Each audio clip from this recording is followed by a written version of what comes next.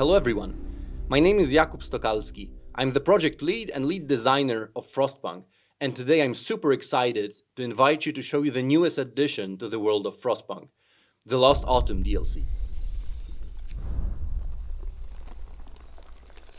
The Lost Autumn is a prequel scenario set in a time when everything looked different in the world of Frostpunk, when it was not as white as you might remember it from the base game. So this story is new, but it's not only the plot and the events that will be new when you play it. It's actually a completely revamped experience with everything from basic mechanics and gameplay to the way the game looks that's been changed and improved to give you a completely fresh and immersive Frostpunk experience. Since this is a prequel scenario, this is actually a moment in the history of this world when the frost didn't come just yet. It's rumored, some people maybe know it's coming, some people kind of think about that it's the only possible outcome of the events that are happening around the world, but no one's sure just yet. And some secret projects are in place to prepare for it should the worst comes to pass, and you are one of the people tasked with constructing another element that's missing from the base game, the iconic tower of the generator here. You are actually in charge of building the generator to support the evacuation of the people of British Empire should it really have to come to pass. Obviously, redesigning the game was a huge process for us because, like I said, the new things that we've added and new things that we've changed, touch pretty much every layer of the game, from the mechanics to the fact that we are missing some of the most iconic elements of the Frostpunk gameplay, such as the generator or the temperature pressure. But also one of the things that pops up the most is probably the way the game looks. And we didn't really, when we set out to tell this story, we wanted to set a new addition to the Frostpunk universe, but we didn't really want to shortchange ourselves. We're always looking to do what's right by the story, by the content we want to add. So as soon as we decided on doing a prequel story when the world is just not yet frozen over, well, redoing it in a green fashion was obviously immediately on the table, but we didn't want to do it just by slapping some generic green trees and grass on your usual layout. So researching environments such as Iceland or Greenland that define the iconic this combo of cold but at the same time greenery and life in the environment was a huge undertaking for our art department and the whole team in general. Right, so this is the very beginning of the game. I don't want to really spend too much time here, and so let me just jump ahead to show you some of the more advanced mechanics and gameplay elements that you'll find in the scenario once you play it. As you can see, this is a day 24. So after 3 weeks of setting up the camp and preparing resources, I have my generator construction up and running.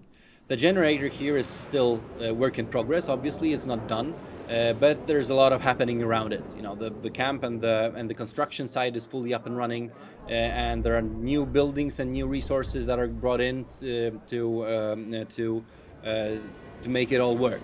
And obviously, like I mentioned, you know, new things do not only end on the looks. The actual whole resource tree and the economics of the game are redesigned as well. As you can see, there are no usual resources that a city built in the snow would use, such as the deep coal deposits on the iron ores. They are not really exploited by my construction workers here. On the other hand, what I do here is I bring most of my resources by sea. So the docks here provide me with new things new resources that I can use to produce some of the more advanced parts that I need to construct the generator. And obviously this is a balancing act for me. Because I cannot bring everything at once. I have to choose, do I want steel, do I want steel, do I want wood, do I want coal? Because the slots that I can use to build the docks on this ragged shore here are really limited. So I'll have to make sure that these are, I save some for actually fishing and providing food for my workers.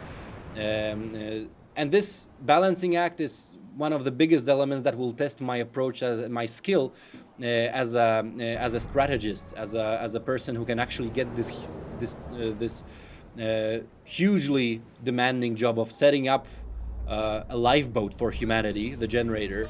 Whether I can be successful with this or not. And obviously, economics and resources is one thing, but another big thing is the way I shape the way workers and construction site workers fare on my construction site. And rest assured, some of the laws from the base game will make a comeback, but there's a lot of new ways that you'll be able to shape the society of your camp in very different ways. You can end up in doing, in good faith of trying to finish the generator on time. This can lead to some really, different and unforeseen consequences. One of them, one of these new elements, obviously will relate to the workers, such as the strikes here. And one of my main effort of constructing the core of the generator is currently on strike. My guys are not happy about the working conditions, the safety being quite harmful, as I can see. So they will probably have some demands of me for them to actually resume work. So let's negotiate. They are obviously on strike. They are angry about exploitation, terrible working conditions, deadly dangers, which is basically the description of Frostpunk, right?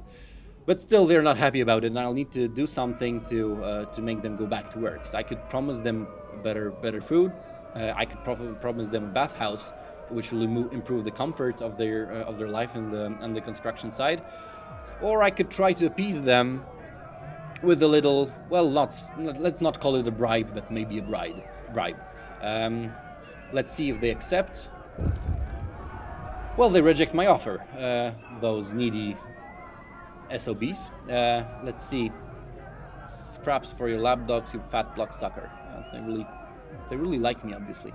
Bathhouse, or hearty meals, or a full day off. Well, full day off is something that I cannot really afford, being on the clock here. So let's just say that I'll build them a bathhouse. That's fine. So I'll need to go to the Book of Laws. I'll need to pass the law to actually allow them some time to get cleaned up after work. So let's just set it up. Whether we actually use it later or not is a completely other matter, but they don't need to know about this just yet. I'll probably need to redesign some of my camp around here, but for now, let's just place it here. Well, okay, so strikes and discontent of the workers is not the only thing that will stalk me here. The consequences of my choices in the Book of Laws and the way I shape the laws in the camp will haunt me as well.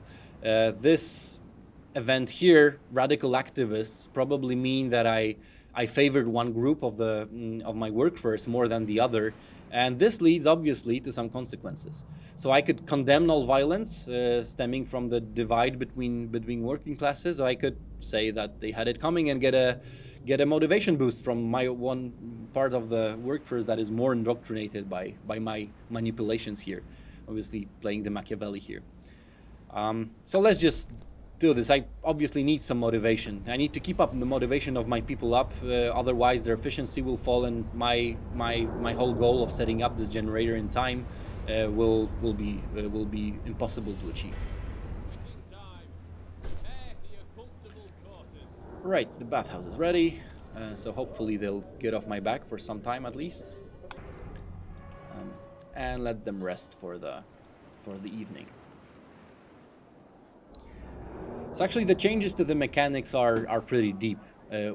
Using the night here, I can show you the overlay for one of the biggest elements new in the game, which is the safety system. Obviously, doing such a huge task such as building the generator is no small feat, but it's also very dangerous. So I'll have different workplaces which are affected by different elements of my approach to building and the conditions on the construction side. I'll have to make sure that I actually keep up safety to not make all of my workforce ill at the same time, or I find other ways to deal with the consequences of asking my guys to work in human conditions here.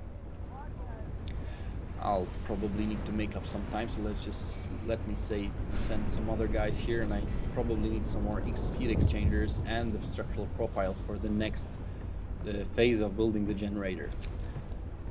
And obviously some of my guys will come up with ideas, since I obviously favor workers in this playthrough. Some of them will have ideas of how to improve the constructions. Well, will I trust them with this delicate work? Well, this could lead to some unintended consequences. I think I'll pass for now. So yeah, I need some of my resources up and running here. It's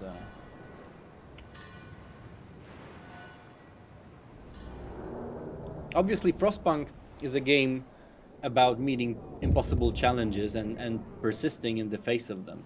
But at the same time, this is not and redesigning so many elements for the gameplay and the looks and the feel and the whole story of the scenario made us introduce a lot of new elements. But also, Frostpunk is primarily a story about what humanity does when faced with this catastrophe of impending cold. And while it's a lot of the time here you'll be facing different challenges and juggling different objectives, the frost itself and the cold, you can fully expect for it to play a role here as well. So at some time things could happen that will throw you off guard, and your old enemy could come a knocking, which can totally and drastically change your situation and the outlook of your people and the way you have to approach the problems and the challenges before you to be able to meet the coming deadlines. So thank you for watching, and I hope you've liked what you saw as much as we've enjoyed making it. We are super anxious to see what you think about the game when it comes out on the January the 21st. See you in the world of Frostpunk.